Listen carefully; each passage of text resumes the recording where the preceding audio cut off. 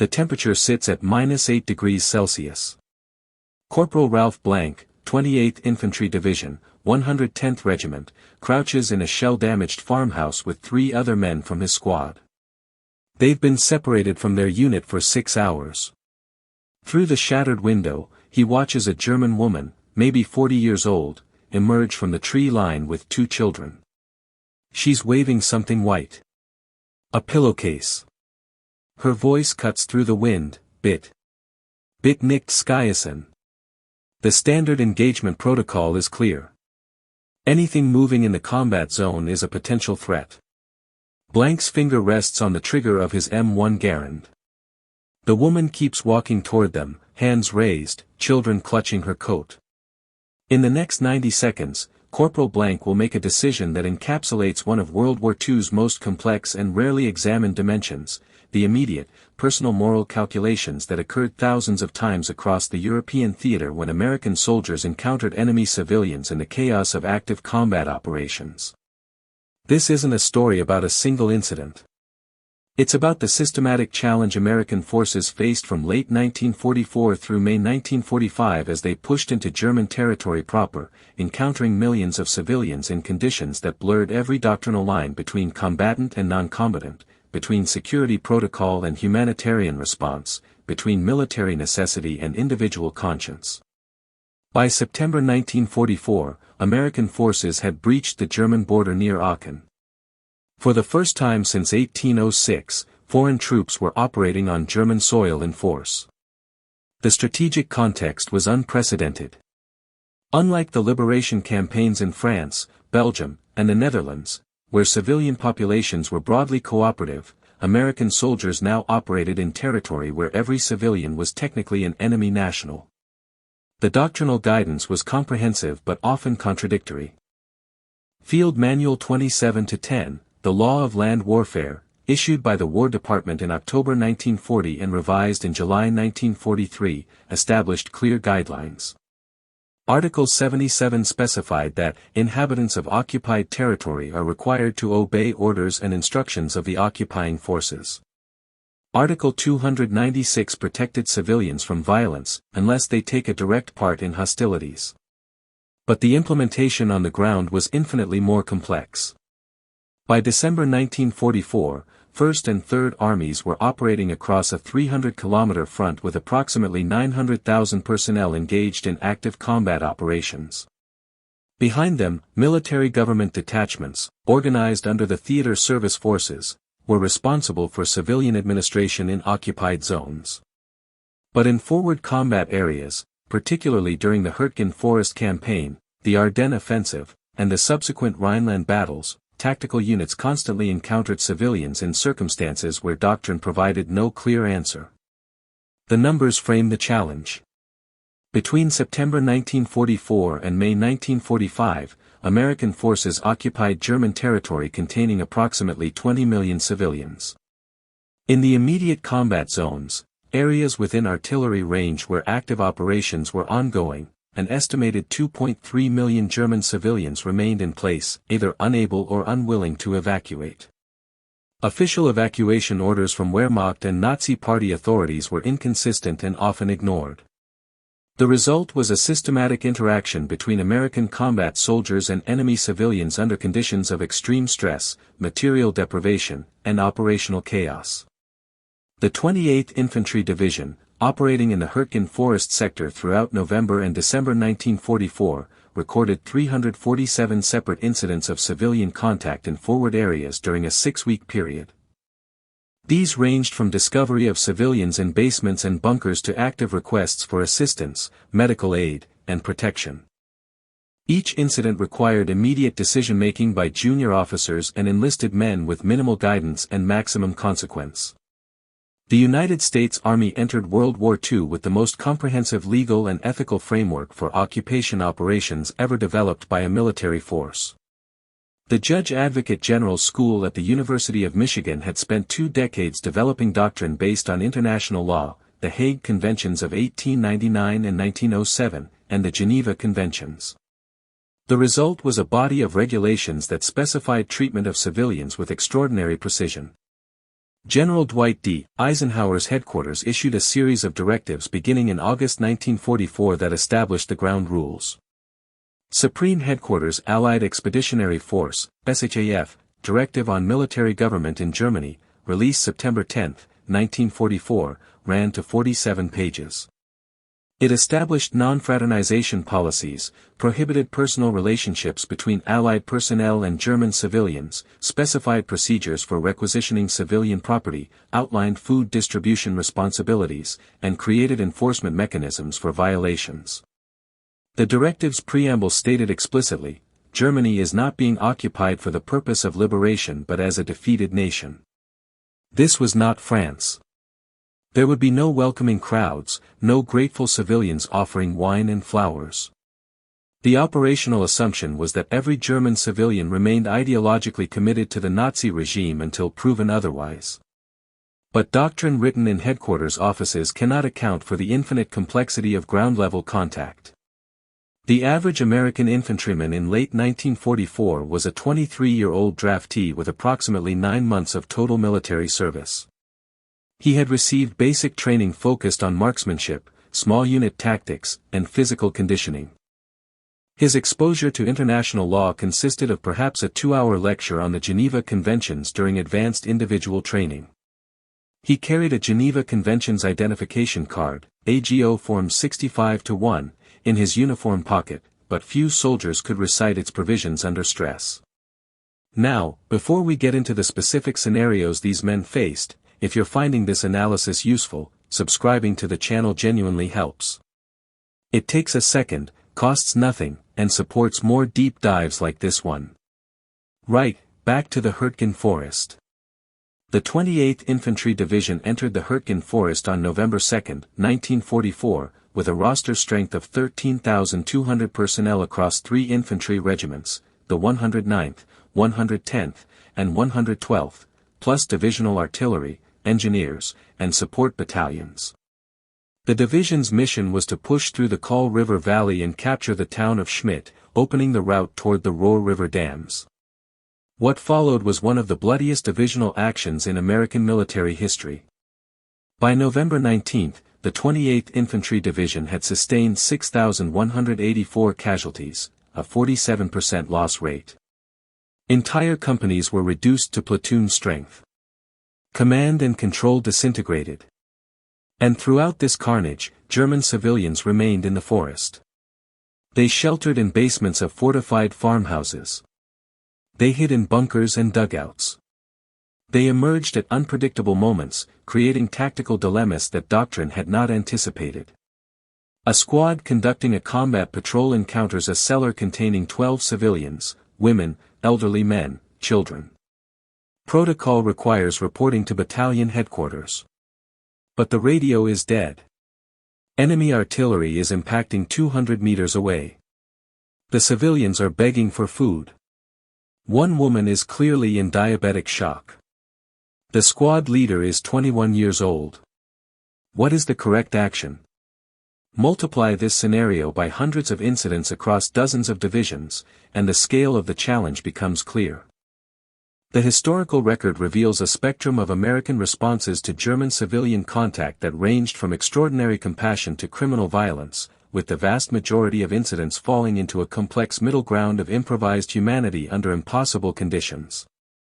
At one end, documented cases of American soldiers providing medical care, sharing rations, and protecting civilians from combat operations.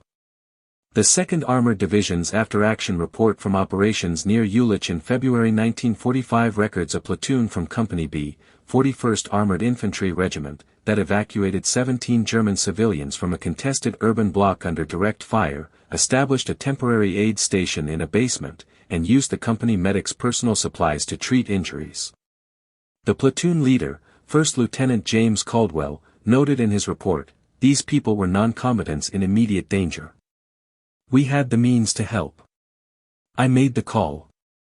The 99th Infantry Division, operating in the Ardennes sector during December 1944, established what its commander called an unofficial policy of civilian evacuation from forward areas. Units would identify civilian concentrations, coordinate with division headquarters, and arrange transport to rear area collection points managed by military government detachments. Between December 16 and December 23, the first week of the German Ardennes offensive, the 99th Division evacuated approximately 1,800 German civilians from the combat zone. This was not required by doctrine. It consumed resources and vehicles needed for military operations. But Division Commander Major General Walter Lauer believed it was the right thing to do, and it prevented civilian casualties that would have complicated our tactical situation. The mathematics were stark. A German civilian killed by American fire created immediate propaganda value for Nazi authorities, complicated military government operations, and potentially violated international law if the circumstances were ambiguous. A civilian evacuated to a safe area removed a liability from the battlefield and demonstrated American adherence to humanitarian principles. The calculation was not purely moral, it was also operational. But the spectrum extended in the other direction as well. The Judge Advocate General's office investigated 47 cases of alleged criminal violence against German civilians by American personnel between September 1944 and May 1945. These ranged from theft and assault to rape and murder. 17 cases resulted in courts-martial. 8 produced convictions with sentences ranging from dishonorable discharge to execution. The most notorious case involved Private John Bennett of the 20th Armored Division, court-martialed in April 1945 for the murder of 2 German civilians, a husband and wife, during the occupation of a village near Nuremberg. Bennett claimed the couple had refused orders to vacate their home and had made threatening gestures. Witness testimony contradicted this claim. Bennett was convicted and sentenced to death, later commuted to life imprisonment. These cases represented the extremes. The vast majority of encounters fell into a gray zone where soldiers made split-second decisions with incomplete information and ambiguous authority. The historical pattern suggests that several factors influenced outcomes: unit cohesion and leadership quality, immediate tactical pressure, prior combat stress and casualties sustained by the unit, and individual soldier background and temperament. Let's return to Corporal Ralph Blank, 28th Infantry Division, December 24, 1944, Hurtgen Forest Sector. The woman approaching his position with 2 children represents every variable that made these encounters so complex. Blank had been in combat for 19 days. His squad had entered the forest with 12 men. 4 were now dead, 3 wounded and evacuated, leaving 5 effectives. They had been separated from the company during a German counterattack near Kesternach that morning. Communication with higher command was lost. They were low on ammunition. Blank had 4 rounds remaining in his M1 Garand's N-block clip, plus 2 additional clips in his cartridge belt. 16 rounds total. The tactical situation was desperate. The woman was clearly German. Her clothing and appearance suggested civilian status, but German forces had used civilian disguises in infiltration operations throughout the Ardennes campaign. Intelligence briefings had warned of this tactic specifically. 2 days earlier, a platoon from the 110th Regiment had been ambushed by a mixed group of Wehrmacht soldiers and Volkssturm militia using civilian cover. 6 Americans had been killed. But the woman had children with her. A boy, perhaps 8 years old, and a girl who looked younger. They were visibly malnourished. The woman's face showed frostbite damage. She continued calling out, "Wir brauchen Hilfe. Die Kinder. We need help." The children. Blank's decision tree was immediate and binary. Fire, eliminate a potential threat per standing orders for the combat zone.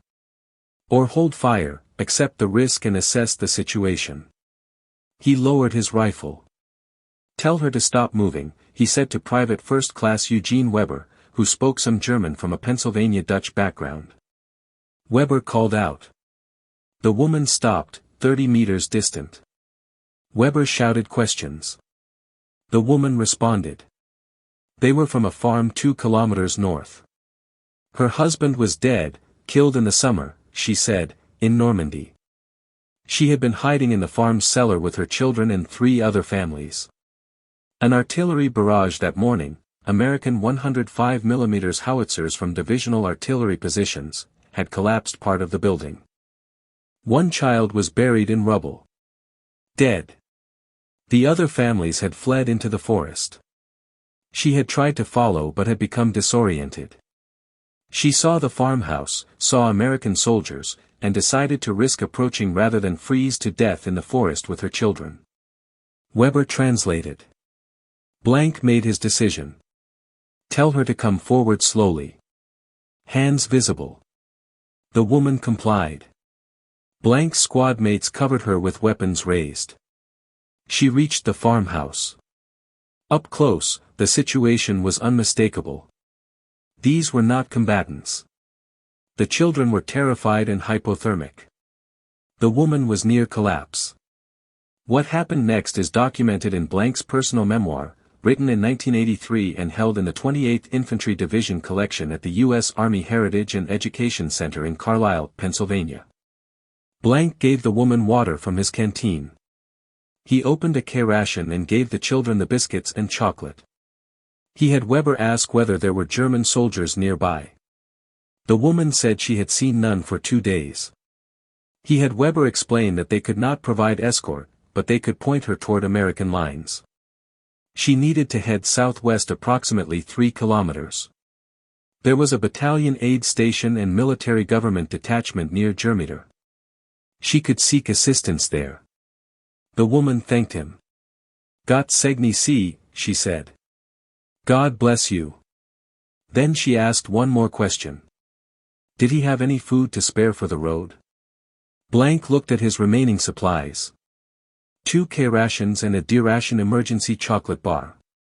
They were due to link up with the company tomorrow, assuming they could navigate back to friendly lines. He gave her 1 K-ration. She thanked him again, took her children's hands, and set off into the snow.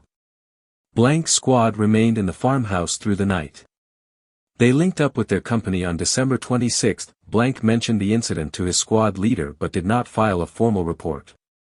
It seemed inconsequential amid the broader catastrophe of the Hurtgen campaign. Only decades later, when historians began compiling detailed records of civilian-military interactions, did the incident surface as a documented example. Blank's decision was neither unique nor exceptional. It was representative of thousands of similar choices made by American soldiers across the European theater in the war's final months. The archival evidence, though incomplete, suggests a pattern. The military government detachments attached to 1st, 3rd, 7th, and 9th Armies processed approximately 380,000 German civilian assistance requests between December 1944 and May 1945. These requests ranged from emergency medical care to food distribution, shelter provision, and protection from displaced persons and liberated forced laborers. Each request represented a prior contact between American combat forces and German civilians that had been resolved nonviolently. The contrast with Eastern Front dynamics is instructive. Soviet forces operating in German territory during the same period conducted systematic punitive operations against civilian populations. The estimates vary, but credible historical research suggests between 240,000 and 600,000 German civilian deaths directly attributable to Soviet military action in 1945, including massacres, rapes, and deliberate targeting. This was not incidental violence. It reflected Soviet policy shaped by the catastrophic brutality of German operations in the USSR from 1941 to 1944. American forces faced the same temptation toward retribution. By late 1944, soldiers had seen the results of Nazi atrocities across occupied Europe. The liberation of Ohrdruf concentration camp on April 4, 1945, by the 4th Armored Division, exposed American troops to the full horror of the Holocaust. General Eisenhower visited the camp on April 12 and ordered every unit in the area to tour the facility. We are told that the American soldier does not know what he is fighting for, Eisenhower wrote. Now, at least, he will know what he is fighting against. The question becomes, why did American forces generally refrain from systematic retaliation against German civilians when both opportunity and moral justification existed? The answer is multifactorial. Unit leadership and discipline played a central role. The U.S. Army in World War II maintained a courts-martial system that prosecuted criminal acts even in forward combat zones. Soldiers knew that violations would be investigated. Command culture emphasized adherence to international law, not from pure altruism but from strategic calculation. America's post-war position depended on moral legitimacy. Systematic atrocities would undermine that legitimacy. But beyond institutional factors, there was something deeper, a cultural baseline that resisted dehumanization even under extreme stress. American soldiers were civilians in uniform. They were draftees, not professional warriors shaped by years of institutional conditioning. Many had families. They saw German women and children through that lens. This was not universal. Individual variation was enormous. But the statistical pattern suggests it was common enough to shape outcomes. The decisions made by men like Corporal Ralph Blank in December 1944 had strategic consequences that extended far beyond individual encounters. The American occupation of Germany from 1945 to 1949 was among the most successful military occupations in history, measured by stability, reconstruction outcomes, and eventual integration of the occupied territory into a peaceful international order. This success was not predetermined. It depended on the relationship established between occupying forces and occupied civilians from the first moments of contact. The contrast with the Soviet occupation zone is again instructive. The brutality of Soviet operations in 1945 created a trauma that shaped German attitudes toward the USSR for generations. The American occupation, despite its severity and the hardships of the immediate post-war period, did not generate equivalent lasting hostility. By 1947, opinion surveys conducted by American military government authorities showed that a majority of Germans in the U.S. occupation zone viewed American forces as preferable to Soviet, British, or French occupiers. This was not affection. It was comparative assessment based on treatment. That comparative assessment began in the combat zones in late 1944. Every encounter between American soldiers and German civilians was a test. The aggregate result of those tests determined whether occupation would be viable or whether it would devolve into permanent insurgency and repression. The decentralized humanity of individual soldiers, men who shared rations, provided medical care, refrained from reprisal, created conditions for post-war stability. This was not naive idealism. It was hard-headed strategic calculation validated by outcomes. The cost of occupation violence is always paid twice, once in the immediate act, and again in the long-term resistance it generates.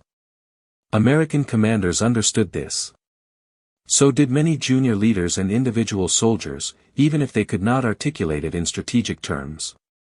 The fundamental question remains, why did restraint occur at all? The German military had conducted a war of annihilation in Eastern Europe. It had murdered 6 million Jews. It had devastated occupied territories, executed partisans and hostages, and demonstrated comprehensive disregard for international law. American soldiers knew this. Many had personal motivations for retribution. Yet systematic revenge did not materialize. Part of the answer lies in timing. American forces entered Germany in late 1944, when the war's outcome was no longer in doubt. The strategic pressure was to end the conflict quickly, not to punish the defeated. Atrocity campaigns are often products of existential insecurity. America faced no existential threat by late 1944. Part of the answer lies in institutional structure. The U.S. Army maintained supply lines, rotated units out of combat, provided regular rest periods, and enforced discipline.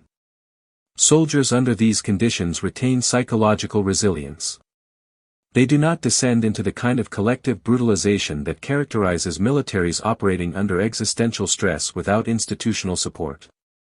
And part of the answer lies in culture. American society in the 1940s retained a baseline Christian ethical framework that, however imperfectly practiced, provided a conceptual vocabulary for restraint. The language of mercy, compassion, and the sanctity of non-combatant life was culturally available. Soldiers could draw on it when making individual choices. None of this was universal. Violations occurred. But the statistical center of gravity was toward restraint. That center of gravity shaped the occupation and, ultimately, the post-war order in Europe. Corporal Ralph Blank died in 1991. He never returned to the Hurtgen forest. He never learned what happened to the German woman and her 2 children. His memoir entry about the incident is brief, less than a page in a 140-page manuscript focused mostly on combat operations. He did not view the encounter as particularly significant. It was simply what you did when someone needed help and you had the means to provide it. But multiply that encounter by the thousands of similar choices made across the European theater in the winter and spring of 1945, and you have the foundation of the post-war order. The occupation of Germany succeeded because American soldiers, at the point of contact, generally behaved like the civilization they claimed to represent. They were not angels. They made mistakes. Some committed crimes.